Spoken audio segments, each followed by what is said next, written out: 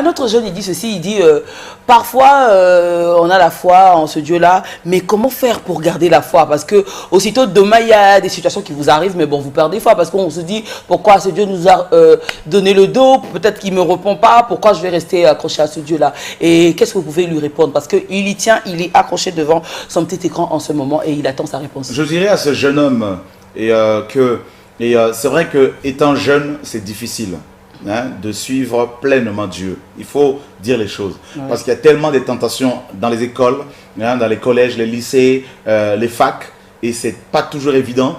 Et parce que les jeunes ont tendance à vouloir suivre un peu leurs amis, tout ça, et envier également leurs amis. Oui. Donc c'est pas toujours facile, mais ce n'est pas impossible. Okay. Parce que, comme je le disais, j'étais jeune aussi, et j'ai vu à quel point Dieu, et je le vois à quel point Dieu prend soin de nous. Dieu existe, comme beaucoup de jeunes le savent.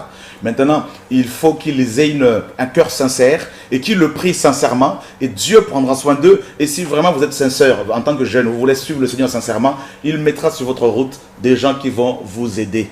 Je prends l'exemple dans la Bible des jeunes qui ont servi Dieu. Il y en a eu plein. Il y a eu Jérémie, Dieu l'a appelé, il était enfant. Il le dit lui-même dans Jérémie 1, et versets 4 à 5.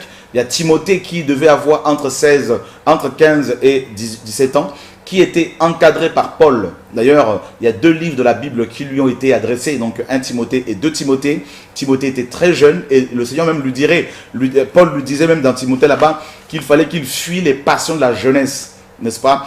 Donc, Paul l'a beaucoup aidé et Timothée était comme un fils pour Paul. Et Paul le dit d'ailleurs que Timothée était son fils légitime. Donc, si ces jeunes sont sincères, Dieu mettra sur leur route des hommes et des femmes qui sont comme des pères et des mères dans la foi et non des pères et des mères spirituels qui vont les encadrer, les manipuler, les dépouiller, comme c'est le cas dans beaucoup d'églises malheureusement. Au lieu que ces pasteurs soient des exemples, ils deviennent plutôt des Manitou qui dépouillent les jeunes.